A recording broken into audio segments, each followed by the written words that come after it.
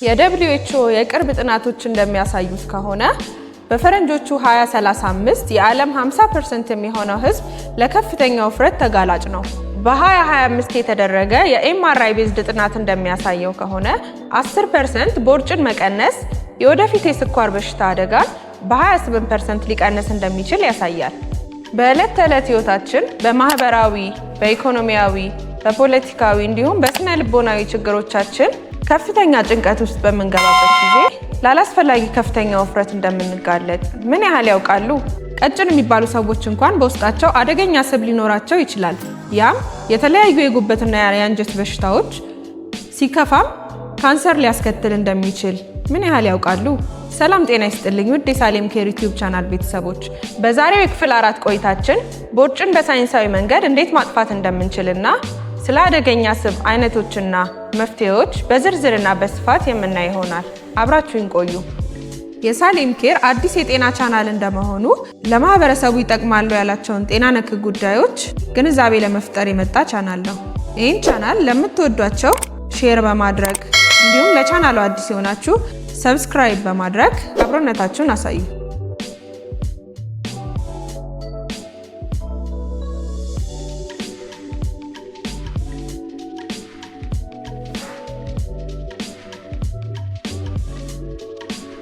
የሰውነት ስብ ሙቀትን ለማመጣጠን፣ ለሴሎች ከለላ ለማድረግና ኃይልን ለማመንጨት ይጠቅመናል።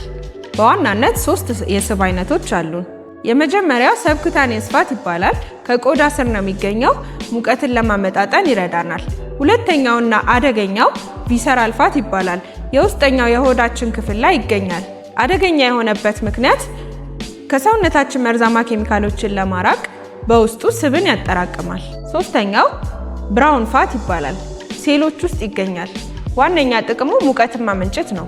አሁን ደግሞ ለቦርጭ ወይም ለቪሰራል ፋት ዋነኛ አጋላጭ ምክንያቶችን እናያለን።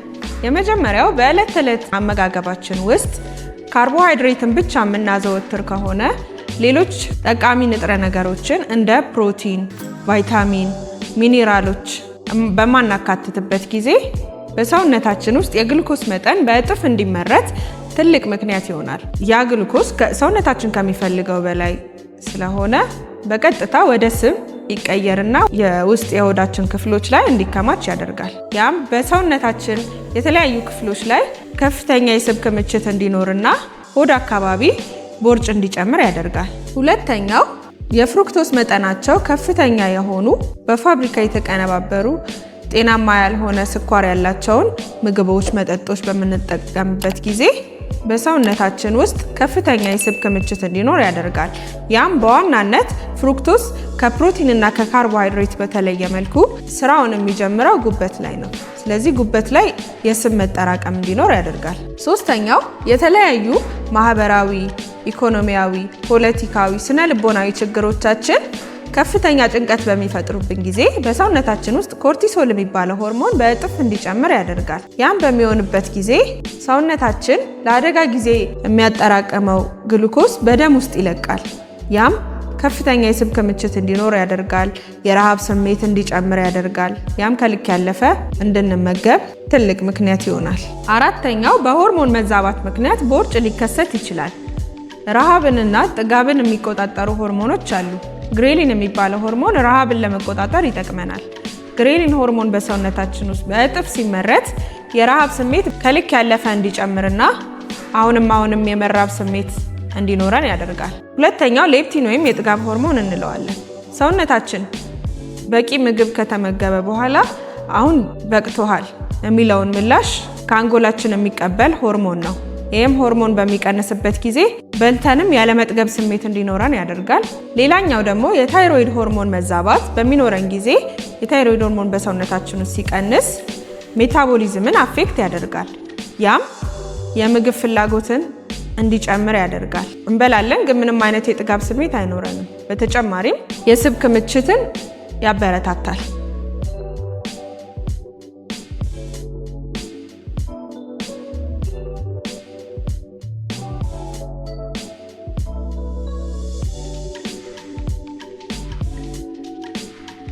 አሁን ደግሞ አላስፈላጊ ከፍተኛ ውፍረት ወይም ቦርጭ እንዳለን እንዴት ማወቅ እንደምንችል እናያለን። ሳይንሳዊ መለኪያ መንገዶቹ ሁለት ናቸው። ላላስፈላጊ ከፍተኛ ውፍረት ቦዲ ማስ ኢንዴክስ እንላለን።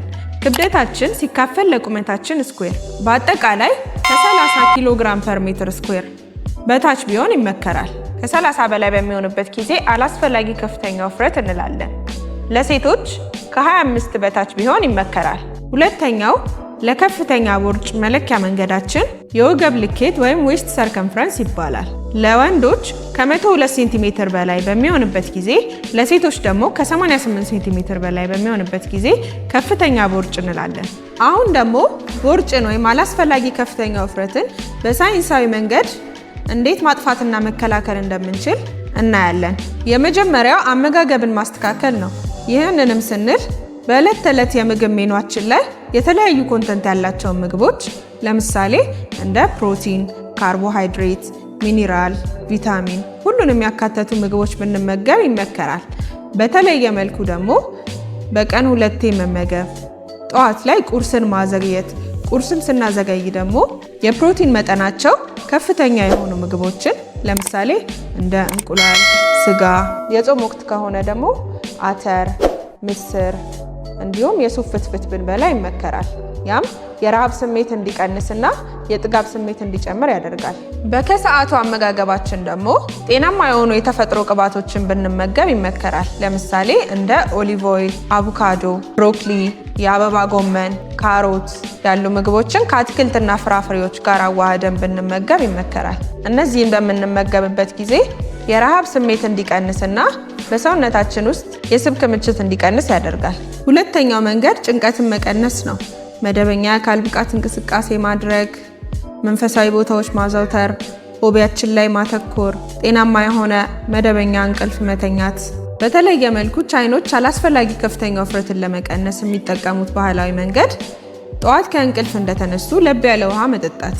ያም ሰውነታችን አላስፈላጊ ኬሚካሎችን እንዲያስወግድና ራሱን እንዲያጸዳ ያግዘዋል። ሶስተኛው ጀንክ ፉዶችን መቀነስ ነው።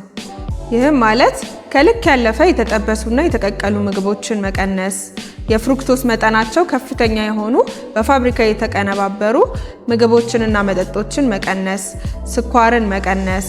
እነዚህን በማድረግ አላስፈላጊ ከፍተኛ ውፍረትንና ቦርጭን መከላከል እንችላለን። የቅርብ ኒውትሪሽናል ጥናቶች እንደሚያሳዩት ራስን ለተወሰነ ሰዓት ከምግብ መከልከል ወይም ጾም ሰውነታችን ራሱን የሚያጸዳበት ጊዜ እንዲያገኝ፣ አላስፈላጊ መርዛማ ኬሚካሎች ከሰውነታችን እንዲወገዱ ያደርጋል። በዚህም አላስፈላጊ ከፍተኛ ውፍረትንና ቦርጭን ይቀንሳል። በመጨረሻም የ24 ሰዓት የአመጋገብ ስርዓታችንን በማስተካከል መከላከል እንችላለን። ይህንንም ስንል ጠዋት ላይ ቁርስን በማዘግየት ቁርስን አዘግይተንም የፕሮቲን መጠናቸው ከፍተኛ የሆኑ ምግቦችን በመመገብ ፕሮቲንን ከአትክልትና ፍራፍሬዎች ጋር በመመገብ በሁለተኛው አመጋገባችን ደግሞ ምሳና እራትን አጠጋግቶ አንድ ላይ መመገብ። ያንን በምናደርግበት ጊዜ ተፈጥሯዊ ቅባቶችን ብንመገብ ይመከራል። በዕለት ተዕለት የአመጋገባችን ሜኑ ውስጥ 4ቱንም የምግብ አይነቶች ያካተተ ቢሆን ይመከራል። ለምሳሌ ካርቦሃይድሬት፣ ፕሮቲን፣ ቫይታሚን፣ ሚኒራሎችን ያካተተ ቢሆን ይመከራል። የዛሬው የክፍል 4 ቆይታችን ይህን ይመስል ነበር። የዛሬውን ሴሽን በሚመለከት ሀሳብ፣ አስተያየት፣ ጥያቄዎች ካሏችሁ ኮሜንት ቦክስ ላይ ይጻፉልኝ። በተጨማሪም ቻናሉ ለሌሎች ተደራሽ እንዲሆን ላይክ፣ ሼር፣ ሰብስክራይብ ማድረግ እንዳይረሳ። በቀጣይ ክፍል እስከምንገናኝ ሰላም ጤና ይስጥልኝ። የሳሌም ኬር አዲስ የጤና ቻናል እንደመሆኑ ለማህበረሰቡ ይጠቅማሉ ያላቸውን ጤና ነክ ጉዳዮች ግንዛቤ ለመፍጠር የመጣ ቻናል ነው። ይህን ቻናል ለምትወዷቸው ሼር በማድረግ እንዲሁም ለቻናሉ አዲስ የሆናችሁ ሰብስክራይብ በማድረግ አብሮነታችሁን አሳዩ።